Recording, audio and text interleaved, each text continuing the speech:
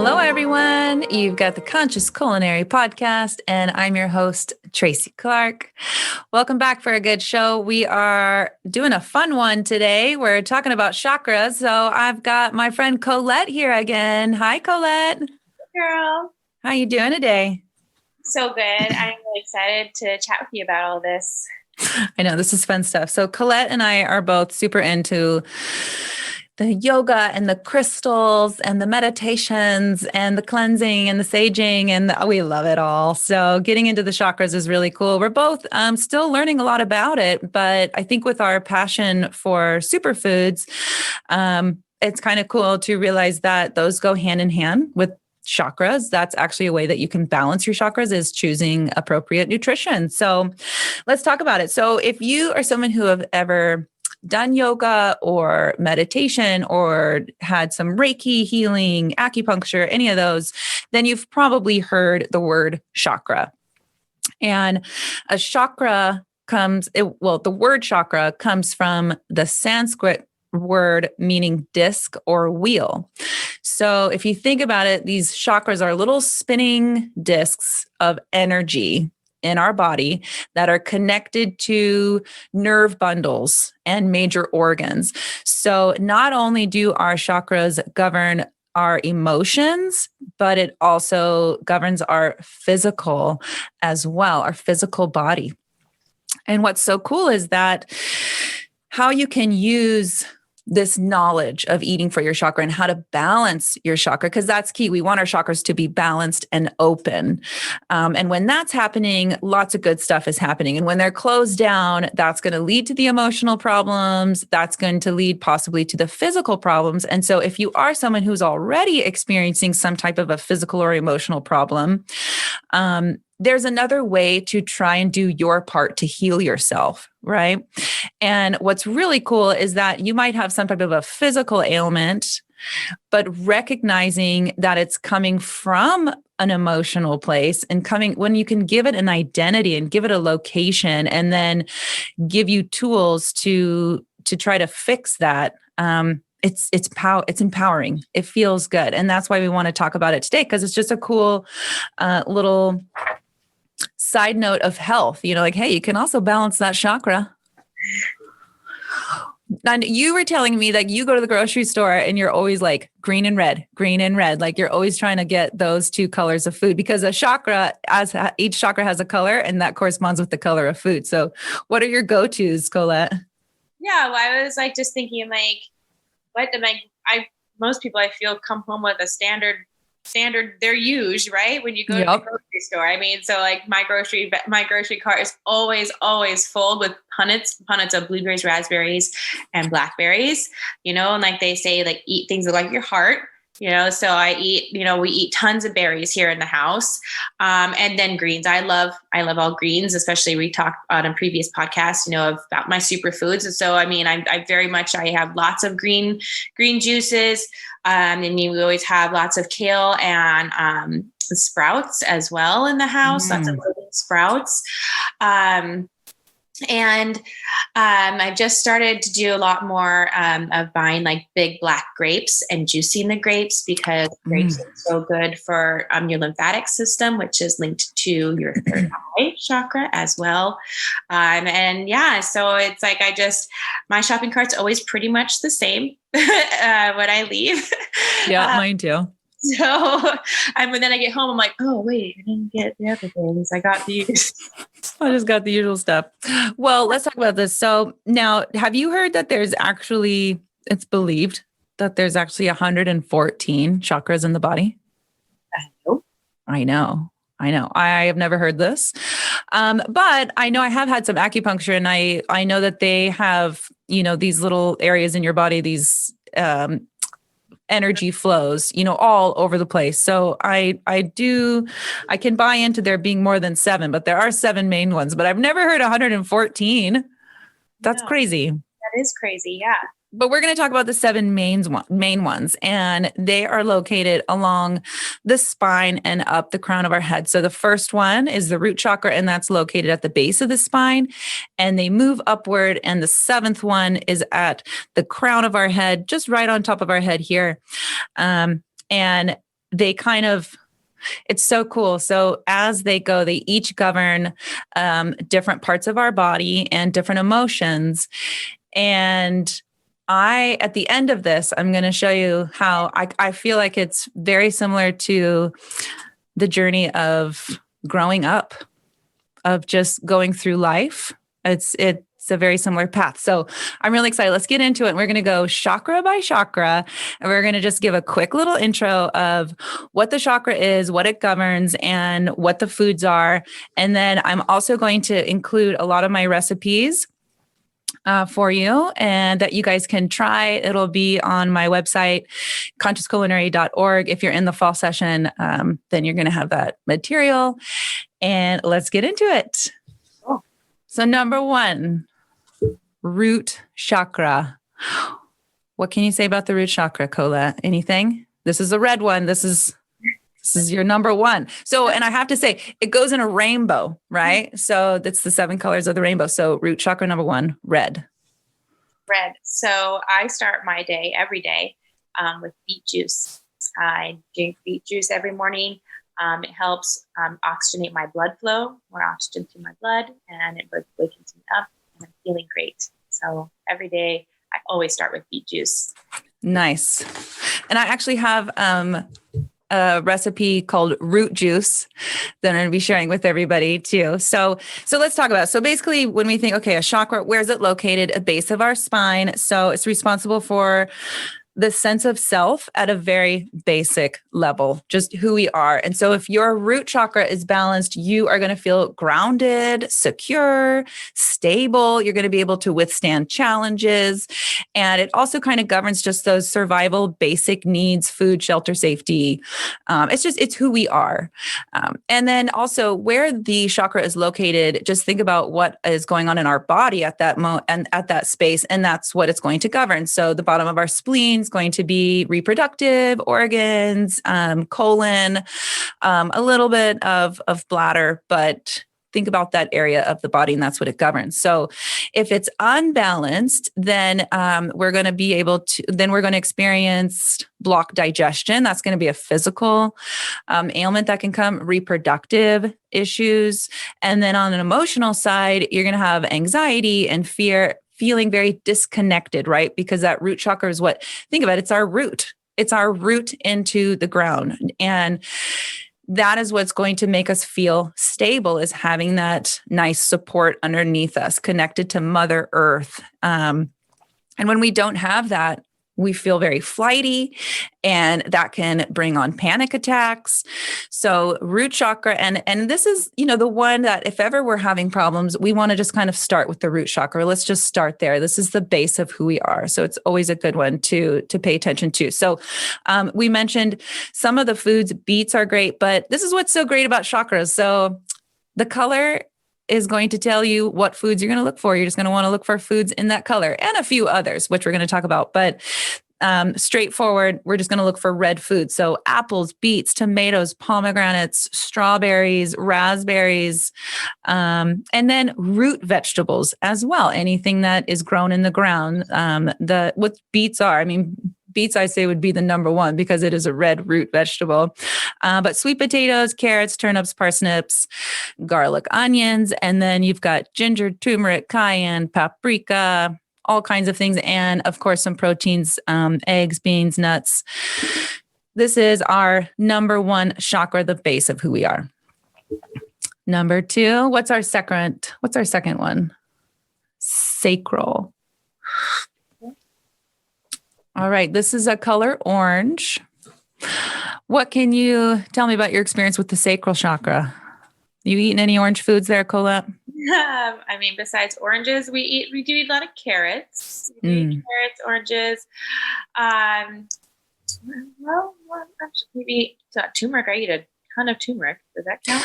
It's so good. And turmeric is so good for reducing inflammation. So that's something we can, not get enough of. So what the sacral chakra, that's located just below your navel, just below your belly button. And so it's the pelvic area. It's all about your sense of creativity, your passion, your pleasure, expressing yourself, being artistic, all of that. And then as far as the physical body, it's going to govern our reproductive organs, our bladder, our kidneys, large intestines. And there are some overlapping, right? So, I mentioned the root chakra can govern your bladder as well. So there is overlapping, but just a little bit higher up in our body. And so a balanced sacral chakra, we're going to be super creative. We're going to be emotionally stable. We're going to be open. We're going to be able to have relationships with other people. We're going to be able to be sexual. And this is the thing I want to say about sexuality. So I saw this really funny picture, and it was this guy who was a full-on man. He kind of looked like Santa Claus in a way. And he had a fairy outfit on, a little tutu, and he had some wings, and he was playing a flute. And I swear he was like up on his twinkle toes. And it said, "This is a balanced sacral chakra." And the thing is, this is like your sexuality chakra. But the thing I want to point out is that sexuality does not mean sex.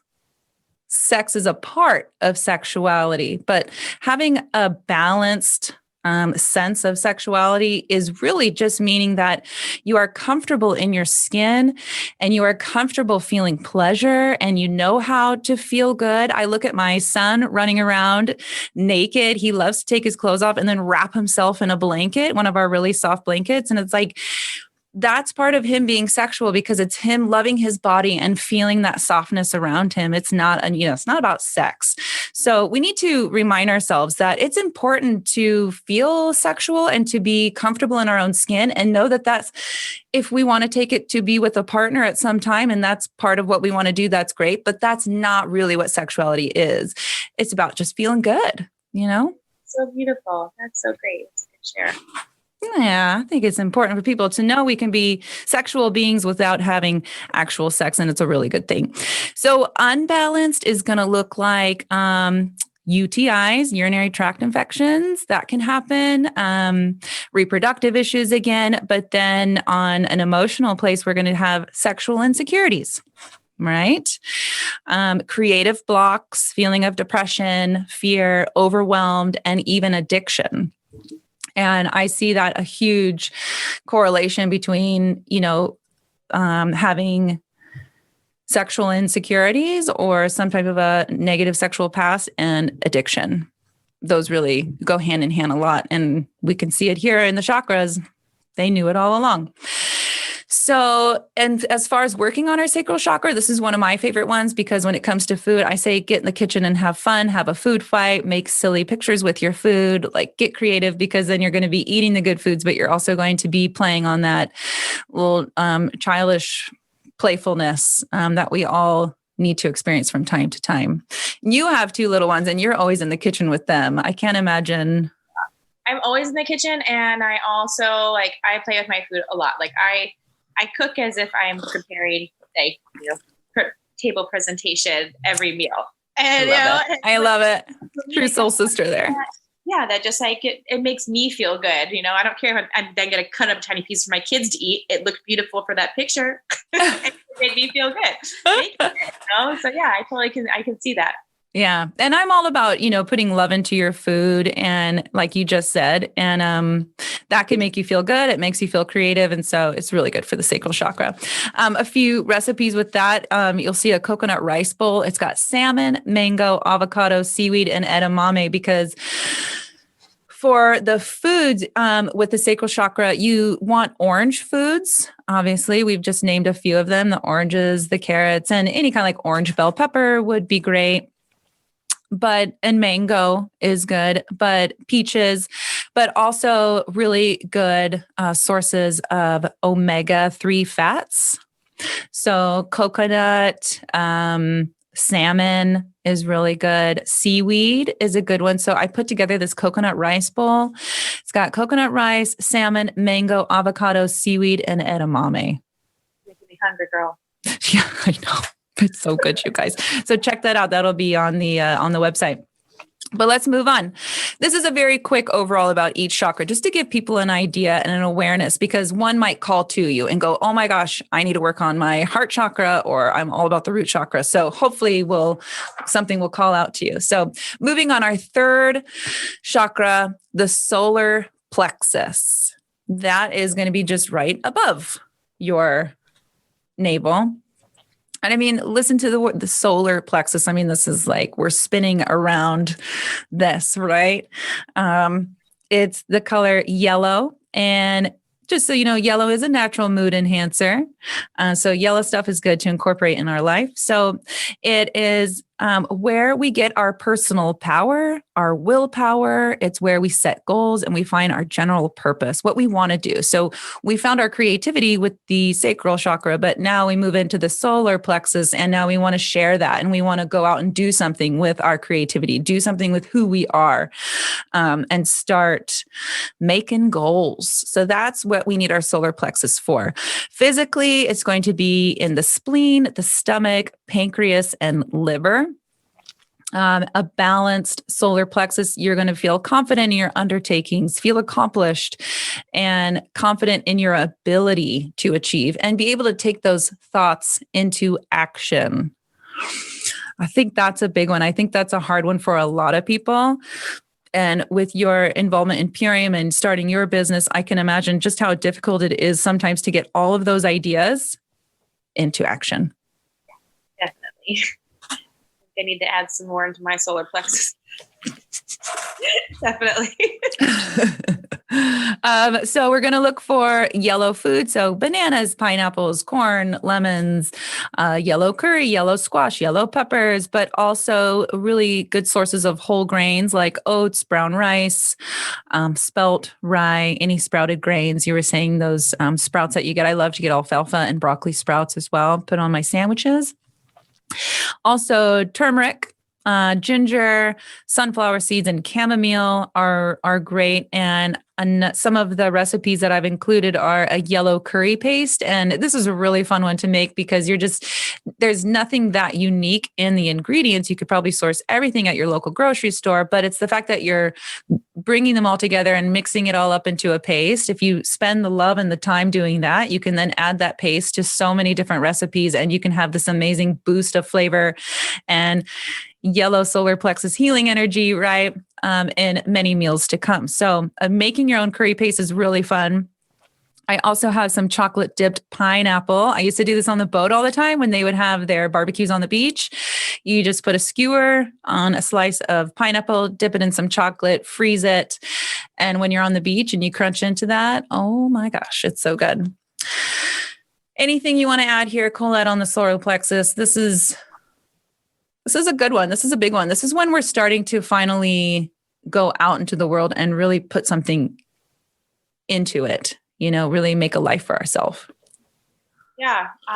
No, I don't really have anything to add to that. Would you consider like lentils being foods to help towards your solar plexus? I think so. I mean, you could do yellow lentils, right? I mean, you got the yellow, green, and red lentils, right? So we're good with those three chakras. Yeah. I think it would be great. I mean, they're a good source of carbs. They're a good, yeah. I think it definitely. Well, I think lentils are always good. Start sprouting all of mine now. Really? Learn something new that it's best to sprout all that stuff. Yes, that's true. And sprouted mung bean, I hear, is just amazing, which is easy to do in your home too. More to talk about on future shows. Hello. Let's move to our heart chakra. So this one is green. So this is the one you were saying that you buy a lot of green foods. It's really good working on the heart chakra. And also it's one of my favorite because I love green foods. They're so good and healing, right? So if you couldn't have guessed, the heart chakra is located at the heart. It governs joy, compassion, and love for others and ourselves, and promotes healthy relationships, being able to give and receive love. And how amazing it is, amazing in a bad way, that so many people have trouble with this. Yeah. It's hard to let people love us. Yeah. And feel worthy of that love. Yeah. It also physically would govern the heart, the torso, lungs, shoulders, hands, and arms. Balanced, you can imagine, it's just being able to give and receive love, having empathy, having compassion, and again, for others and for ourselves. Is huge. And an imbalance is going to be not only some heart issues, maybe circulatory issues in our arms and hands, things like that. It is all around our torso and our lungs, possible breathing problems, lung issues, but also that feeling of unworthiness, right? Like I said, to receive love, you have to feel worthy to receive that love. And so many don't. There's also anxiety, low self-esteem, poor digestion, and anger. And I can see, so often in so many stories, when you have somebody who is an angry person, it's usually because of a feeling of feeling very worthless. Yeah. So it makes a lot of sense.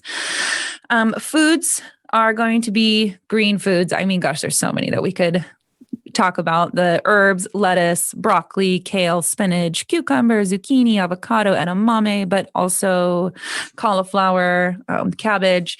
The recipes I've included is a green juice and a green goddess salad. So just going to get a lot of those green veggies into there. And then also what I call pesto. Everybody needs to know how to make a pesto. It's so simple and so easy. And you don't only have to use basil.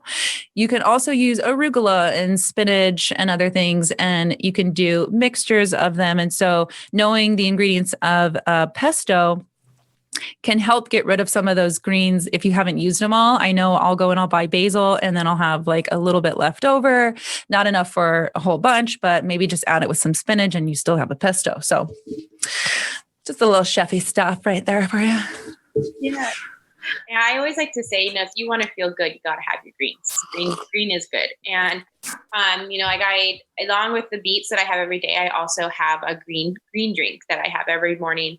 And, if you think of the chlorella growth factor, the plant blood is so similar to the human blood. And so when you're incorporating, especially like the green algae, a spirulina or ancient grain of green kamut grass, like wheatgrass, that every day, it's awakening to your body. It's making your skin bright, it's just, and it's all healing. It's from a cellular level. And so sorry from your heart. Well, and I always, at first I think heart chakra, that should be red, right? But you have to remember, like, green foods, we always taught you got to eat your greens, green juice. It's all about green food. It's like, we feel like it's the most important thing. And I also feel like in life, love is the most important thing, among balance and forgiveness. But I feel like love is a cornerstone of life. And so that kind of helped me remember, like, oh yeah, green foods, amazing. Like the essence of life, and nutrition is green food. And then love and your heart is the essence of what makes us human. And so that's how they go together. Let's get through the last three real quick though, so we can finish it out. Your third, then we go into our throat chakra. That's going to be blue. So in your throat, your shoulders, your neck, your jaw. And this is relating to your ability to speak and express yourself. And it's also being able to tune into those vibrations, right? Because when we talk, our throat is vibrating, right? So it's not just saying the physical words. Well, not physical words aren't physical. It's not just saying the words, but it's physically saying them. That's what I meant to say. But it's also just allowing other possibly higher beings or just other intuitions flow through you as well, and feeling that vibration. And so a good balanced throat chakra, you're going to speak your truth. When that space is clear, it integrates the wisdom of both profound spiritual truths to flow freely. So you can communicate your desires, your creative ideas, your boundaries, your empathy, and your love, right? Now that we've created all this goodness in our lower chakras, we want to be able to really put that forward. And so an imbalance, you could be tongue-tied. Maybe you can't find the words, a sore throat, thyroid problems, neck pain, TMJ in your jaw, things like that. And then the foods are going to be the blue foods, the blueberries, the blackberries, a lot of things with antioxidants, and then healing liquids, coconut water, herbal teas, honey and lemon. And then also just think fruit that grows on trees. We're up here in our throat, so we want the fruit up here on the tree. Next up, we have our third eye chakra. That's going to be right here. And that is going to focus on our ability to see clearly, right? Trust our own intuitions, and also the importance of the ability to grow and the desire to constantly learn, which is another one for the crown chakra, the final chakra. But again, if you're starting to see like the process of these chakras, how it kind of goes with the process of just growing up as well. Like in the root chakra, it's just who we are basically. It's like the baby comes out, gets smacked on the butt. It's a boy, it's a girl. Like, this is who you are. We need to feed you. We need to take care of you. That is our base, right? And then we move into like finding our creativity. And I always think of toddlers and young kids because they're so passionate and they're so fun and they're just free and little sexual beings, right? But then we get into the solar plexus and it's like more like our adolescence, right? And early adulthood where we go, but this is who I am and what I love, but what do I do with it? Where am I going to take that? Now we're heading out into the world in our solar plexus. And then you come to the heart because then we start to realize, well, hold on. It means a little bit more, doesn't it? It's not just all about me. It's also about the people I love and the people involved in my life. And then you move on into your throat chakra and we're like, well, now like we know what we want to do. We know who we want to do it with and who we love. And now it's time to really put it out there and feel the guide through and being able to express everything that we feel. And then we're moving up into our third eye and our crown chakra, where we're beginning to go even higher and really listen to whatever it is that your personal belief, whether it's God or a higher being or whatever, the universe, Mother Earth. That is our ability to tune in to the energies of the world that are higher than us. And what was so cool, so Colette, you were with us talking about detoxing with your company Purium. And when we get to the crown chakra, right? So this is at the top of our head. It's like governs the wisdom, right? See clearly, focus, trust our own intuitions. It is the energy that stems from our purpose, our ability to grow, and again, desire to constantly learn. And what's funny is that when we think about foods, it's all about detoxing when it comes to the final seventh crown chakra. And the color is white. So we go from red all the way up. When we get to blue, then it goes indigo for the third eye, but then it's white on the crown chakra. So this is just taking a break from all of those foods and giving ourselves time to pull back and drinking a lot of teas and doing those cleanses and detoxes. So kind of funny that it all kind of came full circle for us, didn't it? Pretty cool, yeah. I love it. Now, what would be your favorite chakra? Oh, well, now that we've talked about them, like I said, like I've only just been opened up to this since you did your whole culinary thing earlier this year. So still learning so much. But now that we've talked about all of it, I definitely feel that I need to focus a lot more on my sacral and my throat. Yes, I thought my throat too. Yeah. And that being said, with everything that you're talking about, should people try to eat something, each chakra a day? Or what is being suggested? How are we balancing chakras with food? Well, the first thing I want to point out is that anytime you might feel like you do have an imbalance in a chakra is beginning with chakra number one, because they build on each other, right? So we can't start loving each other and loving ourselves until we just know ourselves, right? Before we know what we love, we need to form that relationship with ourselves first before we can start going on to others. So always go down. If you're feeling an ailment, always start with that root chakra. And yes, I would say take one chakra at a time. So if something spoke to you and you were like, oh my gosh, I have a hard time finding my words. Okay, great. Well, let's start with some blue foods, but let's also go back to that root chakra as well.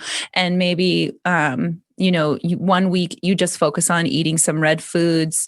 There are mantras, there are yoga positions, there are crystals that all go along with each chakra. So whatever speaks to you, get into it. But I would say just take it one at a time. And like you said, when you go to the grocery store, it's all about the rainbow. Just eat the rainbow and try to get as many colors into your diet. And what's fun is sometimes I like to do either a fruit platter or like a pasta or some kind of a salad. And I'll try to get every color of the rainbow in there and then call it like a chakra salad. So I think people just play around with it. And I did want to mention this great website. It's called Parsnips and Pastries. And it's this super cute lady. And she has a whole portion on chakras, and she makes it really easy. She goes by each one. It's not overwhelming information. You just get, the foods, what it governs, the location, like the color. I think she gives you the stone and the Sanskrit name, very basic stuff. Little paragraphs on each chakra. So check her out because I love getting information off of there. And also Deepak Chopra, always a good one to check out. Like chopra.com has a lot of chakra stuff too. But thank you for being here with me, Colette. I didn't want to talk about this all by myself because it's really fun stuff and it's good to bounce it off of you. And I know that you're super into it. So happy chakra balancing. Thank you so much. And we'll be talking to you guys later. Look on consciousculinary.org and you'll find these recipes and more. We'll see you next time.